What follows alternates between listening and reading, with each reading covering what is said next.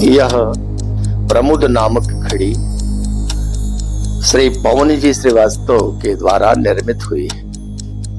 इस घड़ी की जो विशेषता है वो वेदों से लेकर के अधुनातन जो काल की व्याख्या होती रही है समय समय पर आचार्यों के द्वारा, ऋषियों महर्षियों के द्वारा, श्रीवास्तव जी ने कोशिश किया है कि वो सारे काल जो क्रमबद्ध चला करते हैं उसको एक घड़ी में हम पिरो दें, और ये अपने कार्य में लगभग सफल भी हो चुके हैं। जो स्थूल काल है वो तो सब बन गए हैं, सूक्ष्म कालों को भी इन्होंने एक दिशा दी और घड़ी में अंकित किया। यह घड़ी प्रमुद नाम रखने के पीछे का कारण यही है कि यहाँ जो प्रहर से प से प्रहर, मु से मुहूर्त और द से दंड, जिसे हम घटी भी कहते हैं दंड को, तो प्रमुद माने प्रहर, मुहूर्त और दंड, इन तीनों का जो संक्षिप्त रूप है वह है प्रमुद घड़ी। तो पहले इन्होंने प्रहर को महत्ता दी, पुनः मुहूर्त को दिया और उसके बाद दंड।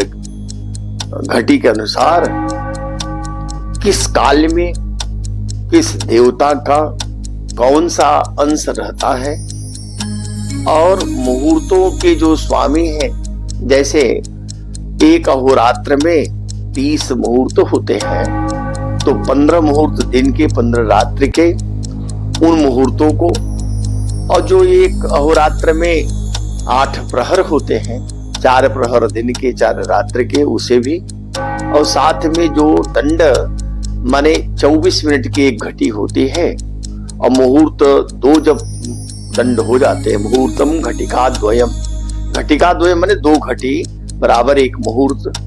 और दंड नाम ही इसलिए पड़ा था कि प्राचीन काल में घड़ियां जो होती नहीं थी, तो घड़ी में एक दंडानुमा सीधी लकीर बना करके रेखांकित किया जाता था, और जल बिंदु जो गिरते थे पल पल, उसी से वो एक क्रम बनता था, तो कहते थे एक दंड पूरा हुआ।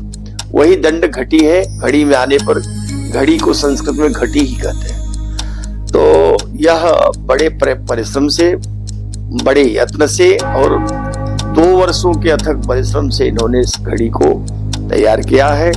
बीच बीच में मुझसे भी परामर्श करते रहे हैं, तो सबका ये जो परिश्रम इनका अपना बना, सबके सहयोग से, और स्वयं इनकी लगन, इनका उद्देश्य, इनका जो संकल्प था वो आज पूरित हो गया, पूर्ण हुआ।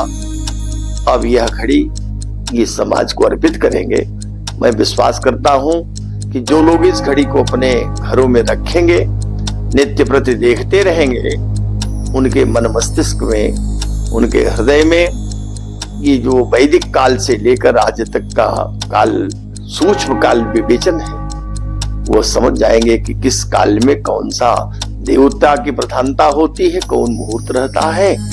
यह बिना अधिक परिश्रम के, बिना ग्रंथों के आलोड़न के, केवल इस घटी मात्र से, घड़ी को, प्रमुद घड़ी को देखने से जान जाएंगे। इसलिए सभी को अपने घरों में इस घड़ी को अवश्य रखना चाहिए। इसको अगर हम वैदिक घड़ी कहें तो ज्यादा श्रेष्ठ होगा। मैं इस घड़ी निर्माता पवन जी श्रीवास्तव को हृदय से शुभकामना भी देता हूं और शुभाशीष भी देता हूं कि अपने कार्य में ये निश्चित ही सफल हुए हैं, और आप दर्शकों का जब यह इनको साधुवाद मिलेगा तो निश्चित ही इनका परिश्रम सार्थक होगा, और भविष्य में इसी प्रकार ये और चिंतन करते हुए कुछ नई चीजें समाज के सामने लाएंगे। मैं इनको आशीर्वाद के साथ शुभकामना देता हूं कि आगे और भी ये तल्लीनता से कुछ वैदिक कालखंडों को विवेचित करें। धन्यवाद।